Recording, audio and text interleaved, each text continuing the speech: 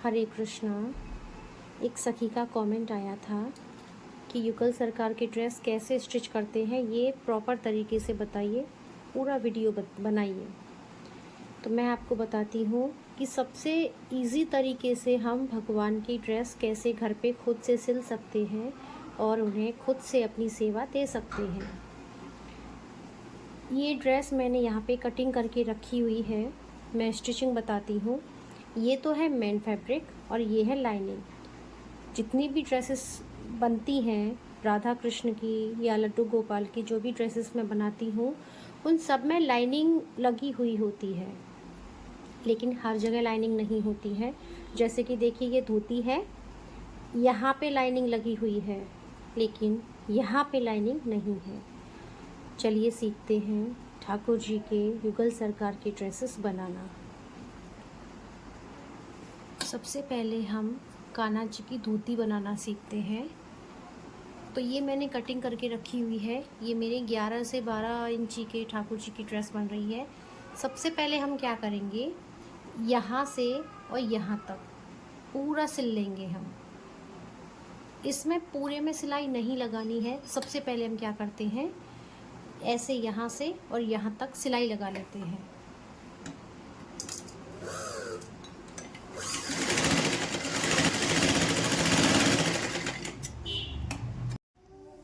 सिलने के बाद में इसका लुक कुछ ऐसा आता है। ये देखिए, ये यहाँ से ये सीधी एक लाइन बन गई है, पूरी एक पट्टी बन गई है, लेकिन ये प्रॉपर तरीके से सीधा नहीं है। इसमें हम यहाँ पे होके ऐसे प्लेट डालेंगे तो ये अपने आप ये पूरा हो जाएगा। अभी हम क्या करते हैं, ये एक पैर, ये दूसरा पैर, ये यहाँ से होके इस पूरे को हम फोल्ड कर लेते हैं और सिल लेते हैं।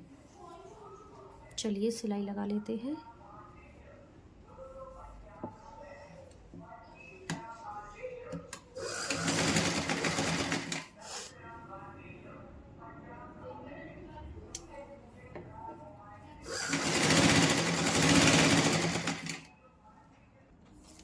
ये मैंने यहाँ से ये चारों कॉर्नर से होके सिलाई लगा ली है। अभी हम क्या करेंगे, अब इसका लुक कुछ ऐसा है। तो ये जो कपड़ा है, अभी हमको इसमें प्लीट्स डालनी है। सबसे पहले हम क्या करेंगे, इसमें यहाँ से होके यहाँ तक 3 प्लीट्स डाल लेते हैं, जिसमें तीनों में ये पूरा कपड़ा कवर हो जाएगा।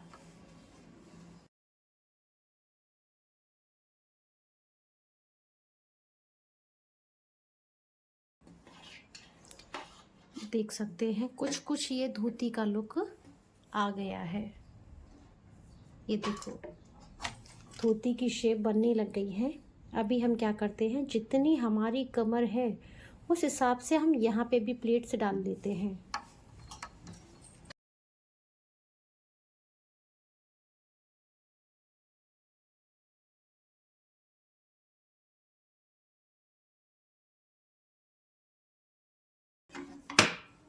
यहाँ पे प्लेट्स डल चुकी हैं और ये प्रॉपर तरीके से आप देख सकते हैं, ये एकदम धोती की शेप हमारे ठाकुर जी की आ गई है।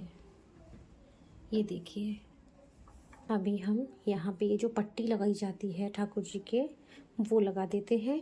ये मैंने कटिंग करके रखी हुई है, इसको हम अस्तर पे लगा लेते हैं। उसके बाद हम इसमें अटैच करेंगे। अब इसमें अस्तर लगाना क्यों ज़रूरी होता है, पहले ये समझिए।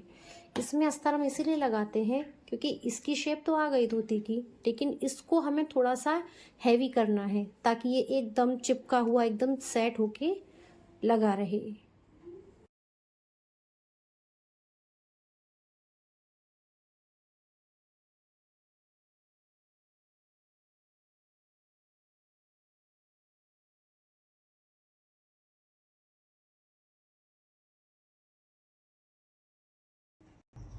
मैंने इसको यहाँ से सीधा कर लिया है। अभी हम क्या करेंगे, इसको यहाँ से फोल्ड करके और ऐसे इसको थोड़ा थोड़ा सा यहाँ से दबा के इस पूरे पे ऐसे करके सिलाई लगा लेते हैं।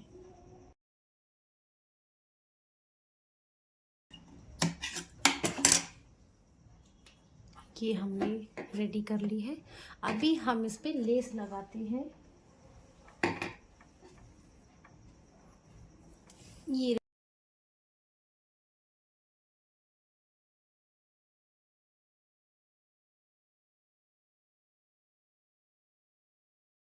लेस लग के रेडी हो गई है। अब हम इसको इसमें अटैच कर देते हैं। ये ऐसे इसको यहाँ अटैच कर देते हैं बिल्कुल बीच में होके।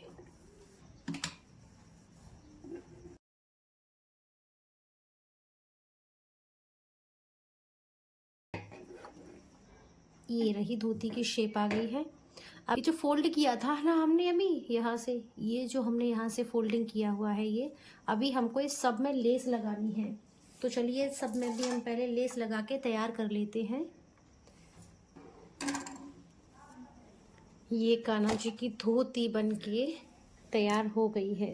देखिए, अभी हम इस पे यहाँ पे पाइपिंग लगा लेते हैं और इसमें डोरी डाल लेते हैं।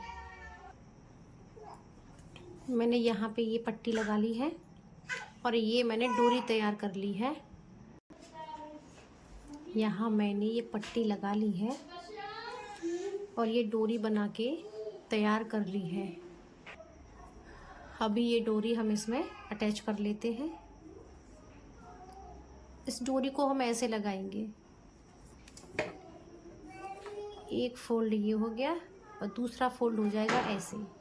चलिए ये पूरी हम कर लेते हैं। फाइनली धोती बनके रेडी हो गई है। देखिए, तो ऐसे ही आप सभी अपने घर अपने ठाकुर जी के लिए खुद से धोती बना सकते हैं। ये देखिए, यहाँ डोरी में मैंने लटकन डाल दिए हैं, क्योंकि गलती से कभी कभी क्या होता है कि एक साइड से डोरी खींचते वक्त ये यहाँ से निकल जाती है और दोबारा फिर हम इसमें डाल नहीं सकते।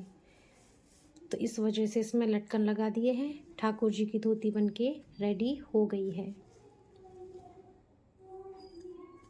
हरे कृष्णा।